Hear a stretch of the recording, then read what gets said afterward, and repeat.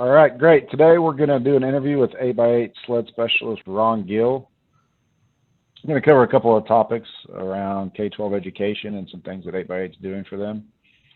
Some of the highlights will be how 8x8 is addressing the challenges in the education sector. Why is 8x8 a great fit for schools that need a distance learning solution? How can schools purchase 8x8 services?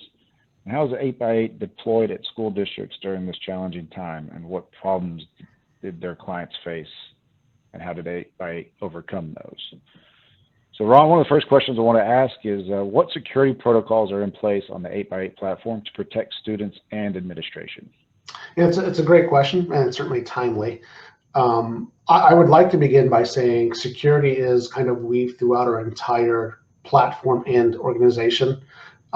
From the highest level, our board members include folks who have served on presidential and NATO cyber advisors. But the technology itself is also pretty secure. We offer a couple of different things. I'll talk about them in terms of compliance. 8x8 is compliant where it's relevant to schools like HIPAA, PCI, FERPA. Those are all compliances we certainly adhere to. But from a high level umbrella, we are FISMA compliant. FISMA is the federal standard for cloud-based technologies, and we are FISMA compliant as well.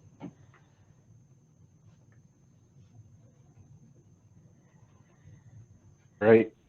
Is there any additional security measures that you guys are trying to put in place for the upcoming challenges with the current crisis going on in the world? Yeah, for us, there, as we look at specific use cases, like for example, our meetings platform is being used as an alternative to things like Zoom or WebEx or GoToMeeting.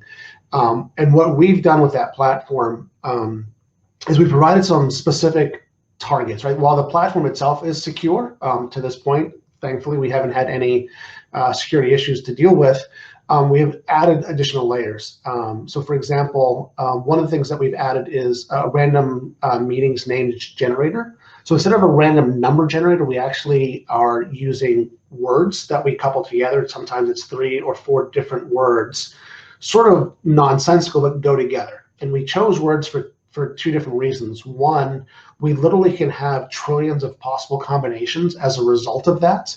As opposed to fewer with numbers, and the words being strung together are actually a harder thing to predict than numbers are. We do the standard participant passcodes. We have anywhere from a 6 to an 8, digit passcode we can add on top of that. And then when we are providing vanity meeting spaces, so for example, 8x8.vc/ron.gill is my meeting space. What we're also doing is appending that with a random sequence, 6-3F, in order to make sure that that meeting is unique as well. So we are adding a number of different layers throughout, from the meeting names to meeting codes, as well as the naming convention. And then the last thing is, and we're continuing to do this, we haven't stopped doing it, which is something that some other folks are doing, is we are encrypting that data from beginning to end across our platform, whether it's the free version of our meetings all the way to the pro paid version. We're not differentiating. We think that security is necessary, particularly around encryption. Okay, great. And obviously a lot of people are currently using Zoom. Is 8x8 an alternative and or replacement for Zoom? And I know some districts are highly concerned about this and have even banned the use of Zoom. So yeah, what are your thoughts on that? Absolutely, it is an alternative. Zoom has been in the market a bit longer as a standalone product. So our meetings aren't as well known, but are certainly as mature as Zoom's products are. We've run into a couple of situations as well where folks have reached out to us based on the strength of our entire product, asking if we also do meetings. The answer is yes. New York City also banned the use of it there for a while because of the concerns around issues that were popping up with Zoom and the use of Zoom. So again, to the things that I mentioned earlier, how we provide the the security piece, I think, yes, we should be absolutely considered as a replacement, particularly around security concerns. But from a feature functionality standpoint, we do a lot of the same things. Everybody sort of does the same basic things. We can provide a web-based meeting. We can do raise your hand. We can share our screen. We can record the session like we're doing here. But the real big differentiator for us, I think that's important, is our meetings do not require you to install any software. When you join one of our meetings on the web, it's literally a one click and you're in, or a one click and you start the meeting on any device, particularly if you have a Chrome browser. We support other browsers as well, but Chrome certainly is the most easily used. And it's one that is device agnostic, right? Macs use Chrome, Windows devices use Chrome, tablets of all sizes and shapes. Chrome's running on Android phones as well as iPhones. So we absolutely think we're an alternative, because we can do the same things. We just do it, we just come from a more secure approach. We don't have any software to install, so we're not worried about having the latest release or installing any software on your computer. And I think when you talk big picture, you'll see the real value of our meetings outside of just the standalone meetings really drives value as well. So yeah, I absolutely think that we are a competitor for sure. Okay. So in line with that question, does 8x8 offer any additional features that can help these schools support distance learning, and how could that coincide with their existing plans or changes with their existing plans to distance learning and the different types of curriculum and learning management systems that are out there? Yeah, I would say there are a number of additional features that really make this work. With all due respect to the school systems, to teachers, when this first hit, in March, in April in places, teachers, administrators, everybody did the absolute best they could with whatever was available to continue the school year and to try to finish. Now that we have time to really plan for how to actually continue to do this on some sort of level of approach of flexibility, looking at how to really tie these things together, you mentioned the LMS systems, all of those things really come into play. I'm a parent of a high schooler. She was a junior last year who went through this. And while the ability to have the content delivery was pretty well managed, communication with parents, communication with the teacher, some of those things really struggled. And it was one of the things that is going to be most important, I think, when you talk about doing this, I don't want to say for real, but having a plan and going through the school year anticipating starting this way. What I mean by that is you want to have a feature set that includes the ability to allow for effective communication between the parents and the teachers. I think the biggest challenge we all face in this is, how do I better communicate with the teacher? How do I better communicate and ask questions now that my daughter's at home working on this project? It can't just be email. It has to be more than just email. And so what our platform certainly does, right, is we're a business communications platform. One of the elements is obviously the meeting space for collaboration. But we offer a business phone number. That business phone number offers SMS capabilities. So now plug that in. I offer these features where I can provide content in the meeting space, but if I want to, in between time, offer a way for the students or parents to communicate with me, I'm providing them a business phone number. I'm providing them an SMS number that's a business number. And I'm providing them access to me in a way that is still preferential to my privacy. I don't have to give away my home number. I don't have to give away my personal cell phone number for SMS messages. All of that can be done under one business number. And quite frankly, all of that information. So anytime I'm talking back and forth, I can capture that and share that. An administrator has access to that dialogue to make sure things are appropriate, or that in fact follow-up is occurring, or whatever that necessary information needs to be. So our ability to provide other communication elements that are just as important as just then the content delivery is really a big part of what we think is the value of what we do. In terms of integration specifically to LMS systems, yeah, our meetings platform is built on a program called Jitsi. Jitsi was an open source API driven meetings platform, heavily focused on security. We purchased Jitsi and used it to power our meetings platform. And one of the things that happened, so when COVID first hit, I think in America first learned about it the most when Italy got impacted. We heard about it a little bit in China, but there wasn't a whole lot of news. But Italy severely was impacted. And quite frankly, the entire country went into lockdown very, very rapidly. They use a program called WeSchool as their LMS system, as their provider, especially for kids who are at home taking classes in Italy. That program reached out to us. I believe it was like on a Thursday. Friday, Saturday, our engineering team got together around the Jitsi platform, integrated that directly into the WeSchool LMS system. And that Monday morning, at least 30%, closer to 50%, I think I understand now, of all the Italian students were at home and on our platform using it as their video conferencing solution. So we absolutely can tie in. We're very open, whether it's with things like Canvas, WeSchool, whether it's Blackboard.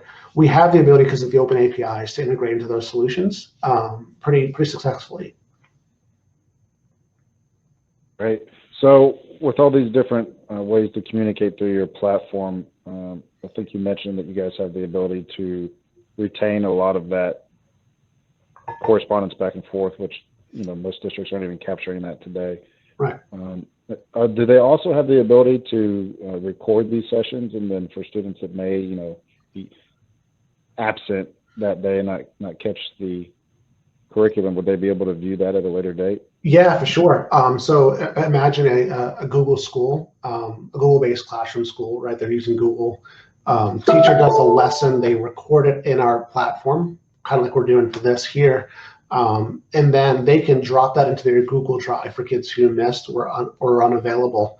As a matter of fact, one of the things that schools are talking about, my wife teaches high school chemistry, and rather than have her teach 4 different lessons 4 different times throughout the day, one of the ways to make this more effective is for her to teach it once, record the session, and then give herself more open, quote unquote, office hours or tutoring hours to make it more available. So the expectation is that will be recorded and available to folks when they're ready for it, but also freeing up teachers as a result. So they don't have to do the same thing 4 times like they do in person. They do it once, they record it and make it available for sure. So that's absolutely a feature of ours, and one that we think ties in very well with the expectations and requirements to be flexible moving forward. Very cool.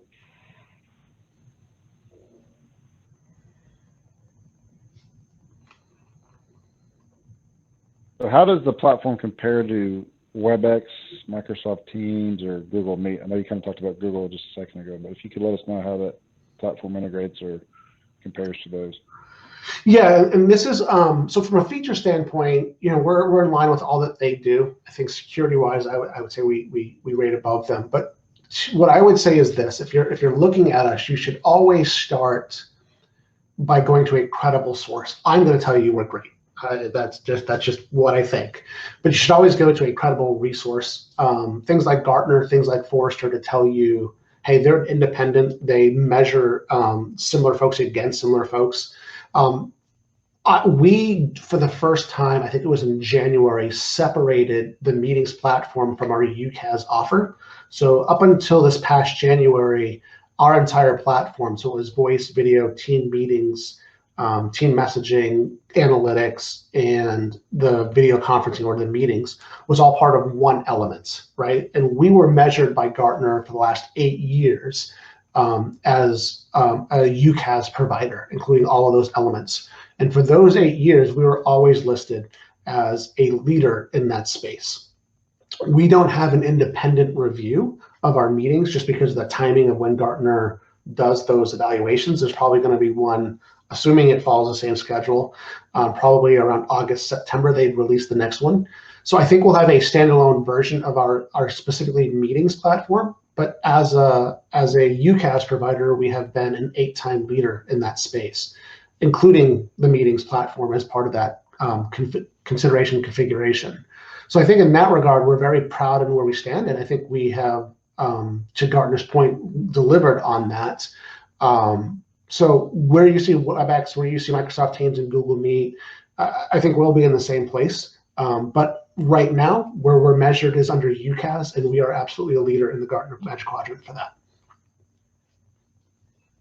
Okay.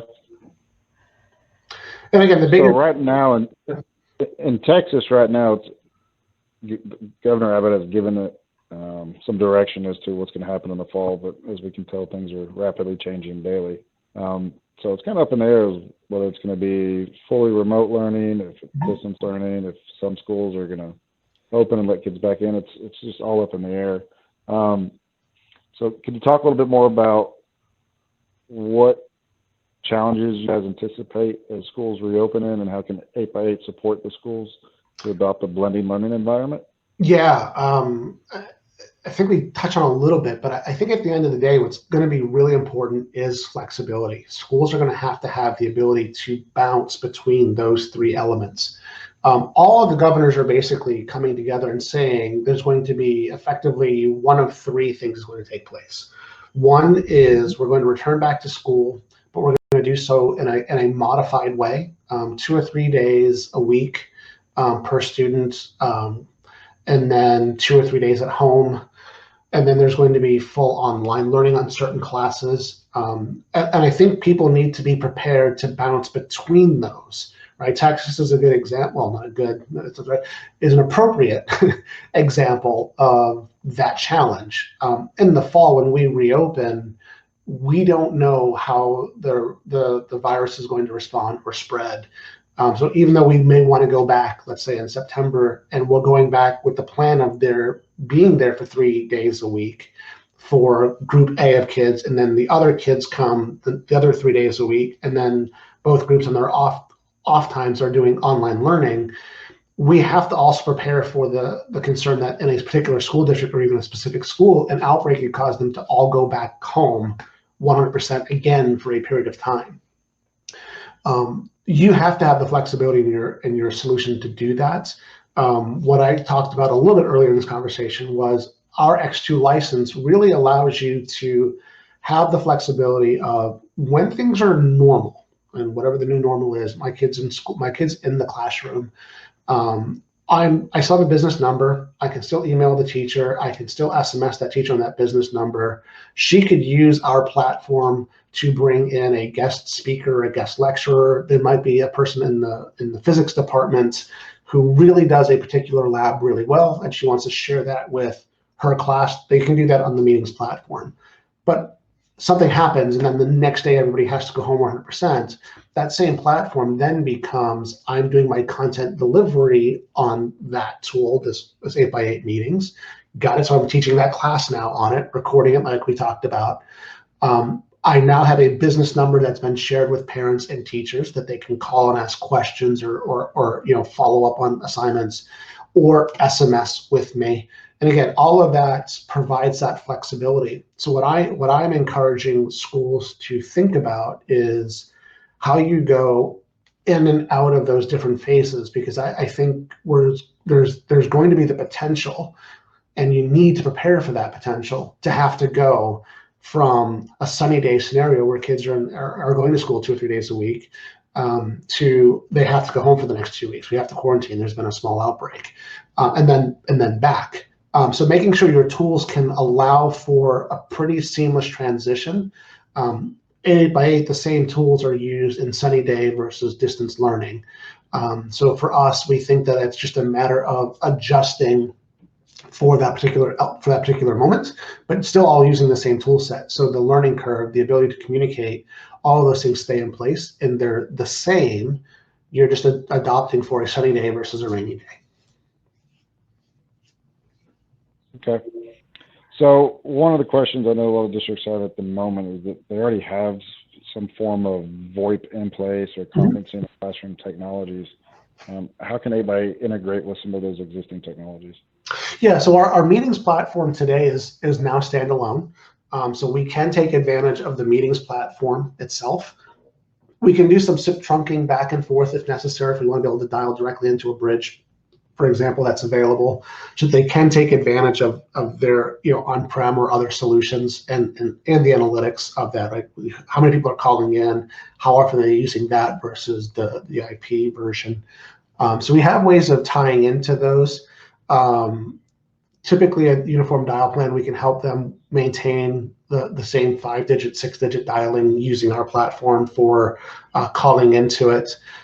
We can leverage SIP trunking directly from that solution to ours to make sure that the connection is solid and secure.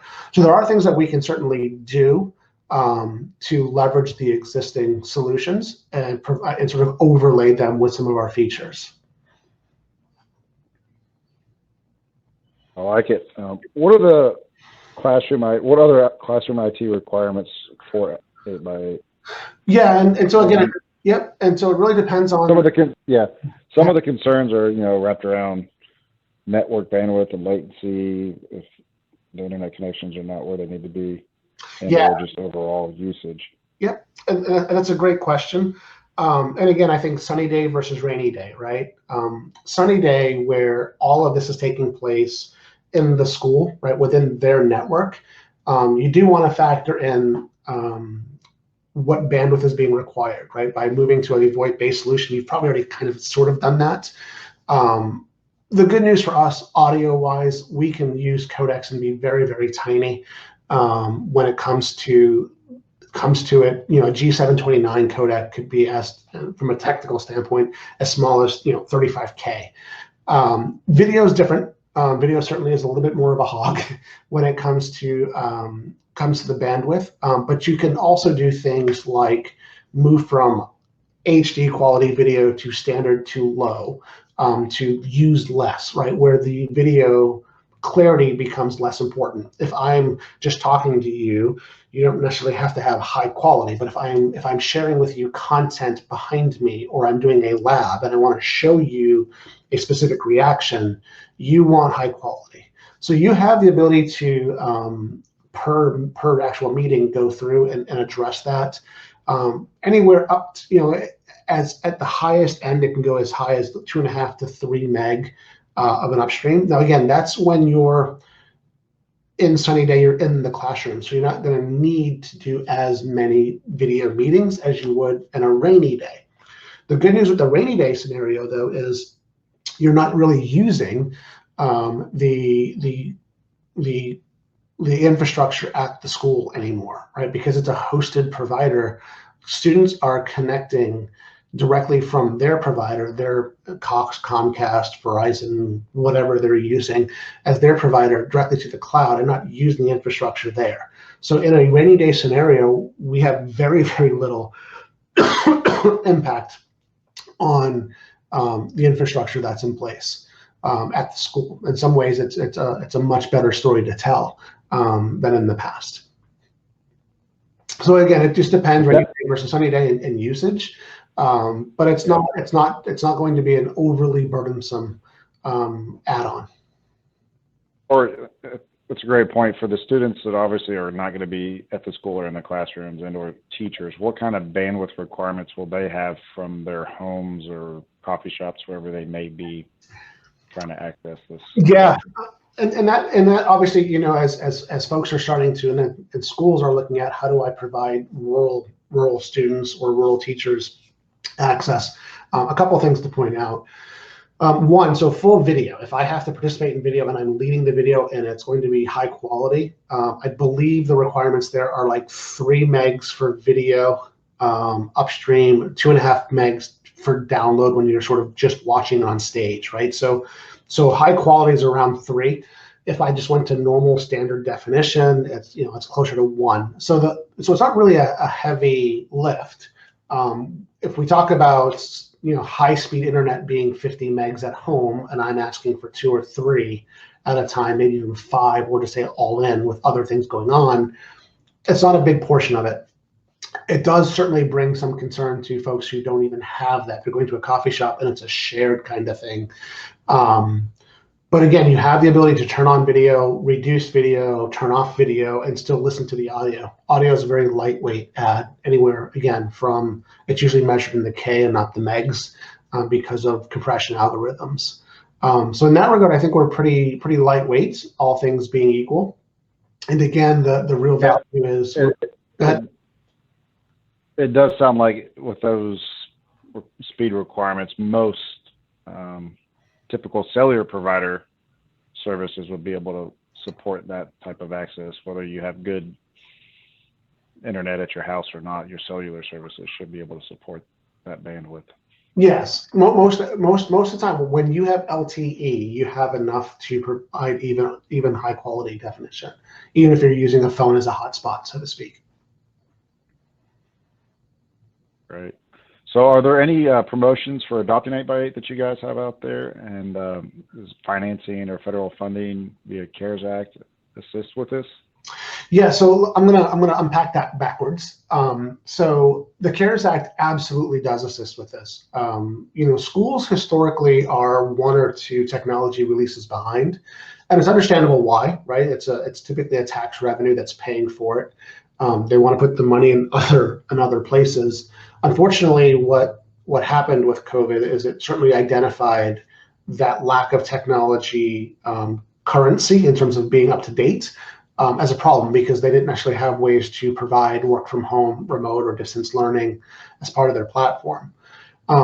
Congress recognized this. In April, they provided anywhere from 150 to almost $200 billion in funding for state and local agencies, including what's called LEAs, local education agencies, funding to make investments to respond to this. So at the state level, I believe Texas has something like $3.5 to $4 billion earmarked to the state out of congressional funds for schools. And again, it's private, public, it's higher ed. So all education funding to the governor is about at $3.5 to $4 billion, in which he then divvies up between higher ed, right, the University of Texas systems, as well as the school K-12 systems as well. That money is under a thing called it's called ESSER, Elementary and Secondary School Emergency Relief, for the K-12 that we're specifically talking about. And there's a great deal of funding available for those schools to make purchases that are tied specifically to this response. So there is funding that's in place, I believe, in Texas specifically, that was released actually just last month. This is July, yeah, so in June. As I recall, that was posted. Texas Education Agency provided documentation on how to apply for those funds itself under tea.texas.gov, and it talks about how to get access to that funding that's available. So at the funding level, there's money at the governor's level. How he distributes that is certainly to him, to his discretion. There are some rules around Title I and those kind of things, private versus public. There's some basic rules, though. We can't disqualify private versus public institutions in any way. So equal funding is required based on those same, Title I requirements. So from a funding standpoint, I think there's a good deal of money that absolutely is available that schools or LEAs should be aware of and should be going after. 8x8 itself is offering, we all understand what's happening right now, and we're all trying to sort of help. And so our solutions are certainly available for education groups, LEAs, at a significantly reduced cost versus our commercial counterparts, so to speak. We also are trying to do the best we can to meet schools where they are with funding like, I'm drawing a blank all of a sudden on it. There was a special program for low-income schools and low-income districts, and they got extra funding for that. That program kind of went away, but those schools are still only able to pay what they can pay. So we're working to meet them where they are as well. So we have variable pricing based on the school's financial situation as well. So we certainly understand that some schools are going to be in a lesser position to be able to afford the technology. Even with the funding available, they're still going to be strapped, so to speak. And so we're certainly doing what we can to meet them where they are. We have published pricing on contract vehicles like NASPO and PEPM. Those are the not to exceed price. We are certainly willing to come down and do the best we can to help in the certain environment today. That's great information. Thank you for sharing. Mm-hmm. What do you guys know about the different levels of popularity for the types of learning management systems in Texas? I believe for the most part, they're pretty similar to national, right? You have folks like Blackboard, who's pretty well known nationally. Google Classroom has certainly trended upward across the country. I believe that's the case in Texas as well, particularly because they were already involved with Google by itself has always had a pretty strong play in the K-12 space. I think the expansion to Google Classrooms to allow for more content delivery was a pretty popular one. Canvas is well known. Admittedly, there are some that I've been made aware of that I'm not as familiar with, like K-Cloud and Schoology.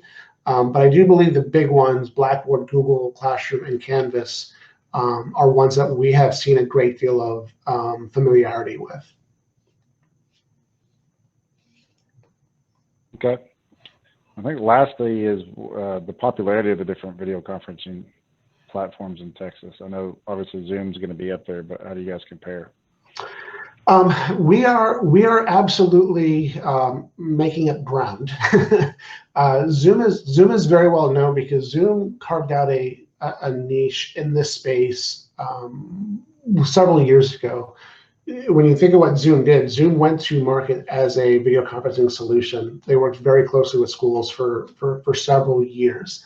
It was a standalone product. They partnered with folks like RingCentral to be the video component for other providers. So it's not surprising to see they have a good deal of popularity, although it's admittedly taken quite a hit in terms of popularity versus usage recently as well. They were well positioned, they were in place. For 8x8, not really having decoupled our meetings until this past January, we're pretty proud of where we stand. As a matter of fact, I believe pre-COVID, we were roughly at 750,000 users a month on just our standalone meetings, and we're well north of 50 million users now. So we're certainly getting a lot of mind share and market share. Once people see what we're actually offering and what we can do comparatively, a lot of people are migrating to us very quickly. We've seen a huge spike and certainly in usage in our product as a standalone. But I do know that certainly Zoom is out to a big head start on us. But we're definitely finding when we have an at-bat or an opportunity to talk to somebody, the differentiation between us and them oftentimes is leading them to pick us. It's definitely impressive from the beginning of the year till now, your ability to scale your platform to support that significant growth of users. So it's definitely something that a lot of people are looking at as they're looking into this market and the different platforms that are out there, is how reliable those solutions are. So yeah, I think if you look back, again in January when we first started offering the solution, we offered a pretty significant stake in the ground. We said our offer is free. There's no time limit, right? There's no encryption limit on our free service. Our free service was, in fact, our pro service with reductions only in things like vanity names and so forth. When COVID hit, we actually got a pretty strong following because there were limitations on others. Zoom had a 40-minute limitation on their free meetings. That's kind of a weird amount of time. Zoom is now offering that they're not going to provide encryption on their free version. We're absolutely going to provide free encryption on our free version. So we're certainly sticking to what we believe in, even as we're scaling, right? And understandably on the free stuff, we're making significant investments to be able to scale and provide help in this situation. But we think that that's the right thing for us to be doing. No. Well, Ron, I really appreciate your time today and sharing all the wealth of knowledge you have on your platform and also competitors and just the overall marketplace in general and what's going on out there in the world. So thanks again. Absolutely. Look forward to it and look forward to working with you. I'm going to stop the recording. Thanks, guys.